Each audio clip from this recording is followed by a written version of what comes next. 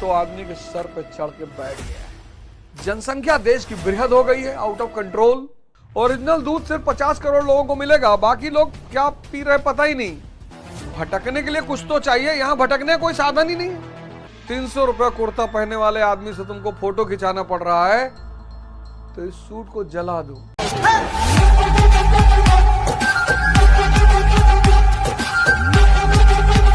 मैं एक मंगनी में गया, वहां एक साहब 3.5-4 लाख का सूट पहने हुए थे। आए मेरे पास, मैं ऐसे ही लोअर पहना हुआ था और टी शर्ट पहना हुआ था। आए, बोले फोटो लेना है। मैंने कहा सूट कितने का पहने हो? बोले 3.5-4 लाख का है। मैंने कहा जला दो। बोले क्यों? अरे मैंने कहा जब 3.5 लाख का सूट पहन के भी तुम आकर्षण का केंद्र नहीं हो पाए, जब एक 300 रुपया कुर्ता पहनने वाले आदमी से तुमको फोटो खिंचाना पड़ रहा है, तो इस सूट को जला दो। तब पर भी उन्होंने कहा एक फोटो ले ले। इंद्रिय मन का नियंत्रण हुआ तो बुद्धि विकसित होनी शुरू हो। किस पे काम करना है? विवेक पर।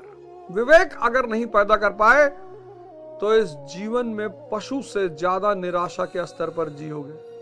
विवेक ही रोशनी है जो जीवन के अंधकार को दूर करेगी। खाने की इतनी वैरायटी, इतने रेस्टोरेंट, यहां बासी चावल अम्मा भून दी, खा लिए।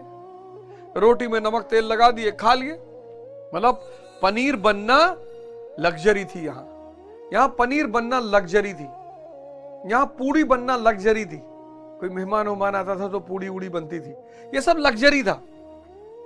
यहां जितनी इंद्रियां हैं, सेंसेस, इंद्रियां, सबके लिए इतना विकल्प है।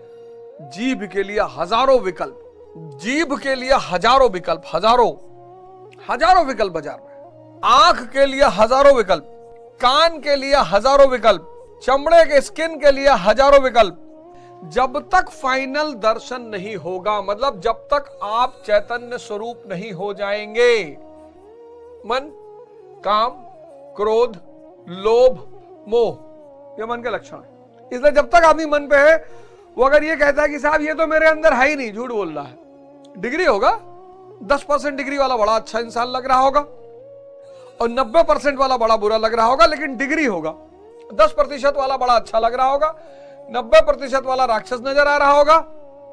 सब मन के लक्षण है। जैसे मिर्चे का लक्षण है तिक्तता, तीखापन, ऐसे सब मन के लक्षण है।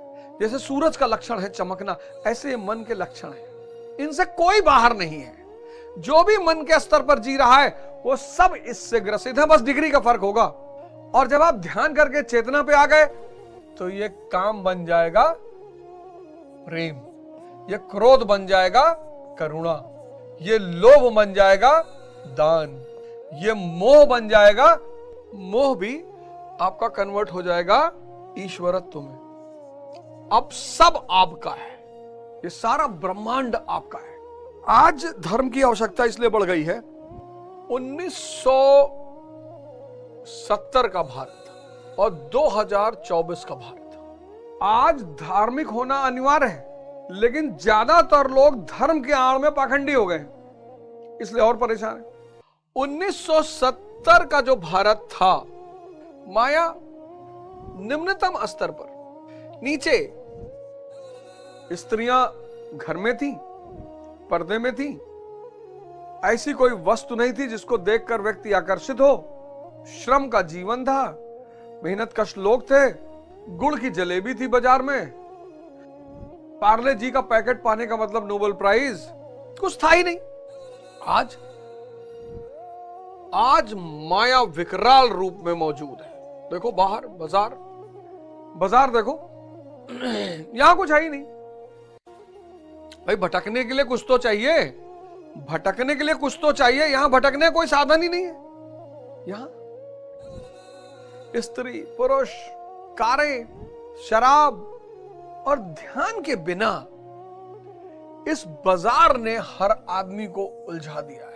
जब तक मन और इंद्रिय जिंदा हैं और आप जहां भी होश खोएंगे वो शिकार कर लेंगे आपका। इसलिए जब आप साधना शुरू करते हैं, आरंभिक चरण में बहुत दिक्कत होती है। आपने कहा नॉनवेज नहीं खाएंगे, आपने कहा नॉनवेज नहीं खाएंगे, नॉनवेज खाएंगे तमस बढ़ेगा। इसलिए ध्यानी का होश में रहना बहुत जरूरी है।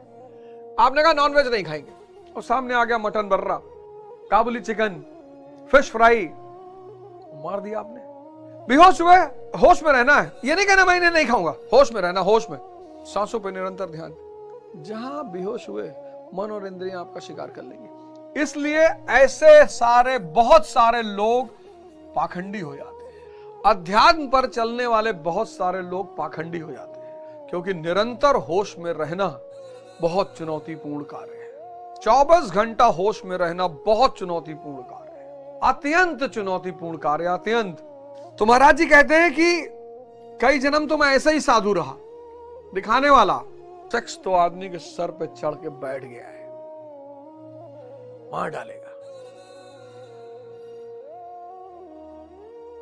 बैठ गया है सर पे चढ़ के। अब इन सब को पूरा करने के लिए पैसा चाहिए। इंद्रियां बिना पैसे के जी नहीं सकती, चेतना पैसा खींच लाता है। जनसंख्या देश की बृहद हो गई है, आउट ऑफ कंट्रोल। ओरिजिनल तेल के लिए सिर्फ 50 करोड़ लोगों को ओरिजिनल तेल मिलेगा, बाकी 100 करोड़ क्या खा रहे पता ही नहीं। ओरिजिनल दूध सिर्फ 50 करोड़ लोगों को मिलेगा, बाकी लोग क्या पी रहे पता ही नहीं। ओरिजिनल चावल, ओरिजिनल दाल, कुछ भी ओरिजिनल संभव ही नहीं। ओरिजिनल के चक्कर में पड़ेगा तो 150 करोड़ लोग खाना खाएंगे, संभव ही नहीं है। अब यहां इंद्रिय और मन पर अगर लगाम नहीं लगाया गया, यहां जरूरत ही नहीं थी। यहां मन पर अगर लगाम, कौन सा लगाम? ध्यान का लगाम। अगर यहां पर मन पर लगाम नहीं लगाया गया तो आने वाले समय में एक बहुत बड़ी जनसंख्या पागल होने जा रही है। ऑलमोस्ट हो चुकी है, पर फिर एकदम पागल हो जाएगी। इसलिए अभी तक धर्म आवश्यक नहीं था, अब अनिवार्य हो गया है। त्याग यानी रस हेतु विषय का त्याग, कि रस के लिए कार नहीं चाहिए, दिखाने के लिए मर्सिडीज नहीं चाहिए, भोगने के लिए धन नहीं चाहिए, भोगने के लिए स्त्री नहीं चाहिए, त्याग। तो जब भोगने के लिए नहीं चाहिए तो त्याग। त्याग मतलब भागना नहीं, त्याग मतलब भागना नहीं। अब कोई आपको चाहने वाला मर्सिडीज से आगा कि महाराज आइए आपको लखनऊ से दिल्ली ले चले, बैठ जाइए। भगोड़े में और त्यागी में बहुत फर्क है। त्याग जो है वो है भोग का, वस्तु का नहीं, भोग का। तपस्या जो है वो है रस से बचना। त्याग और तपस्या साधना को बढ़ा देंगे, और साधना बढ़ते बढ़ते ऐसी स्थिति में आ जाएगी कि मन और इंद्रिय विलीन हो जाएगा। जब मैं था तब हरि नहीं, जब हरि है मैं नहीं। जब सिर्फ भगवान ही बचा तो भगवान के लक्षण है, और वो परम आनंद की दशा में है, वो बाहर क्यों जाएगा? यही इसमें कहा है। साधना खत्म हुई, आप चैतन्य स्वरूप हो गए, फिर तो सवाल ही नहीं इंद्रियां बाहर भागे। लेकिन चैतन्य स्वरूप होने तक एक कठोर साधना करनी पड़ती, जागरूक रहना पड़ता है।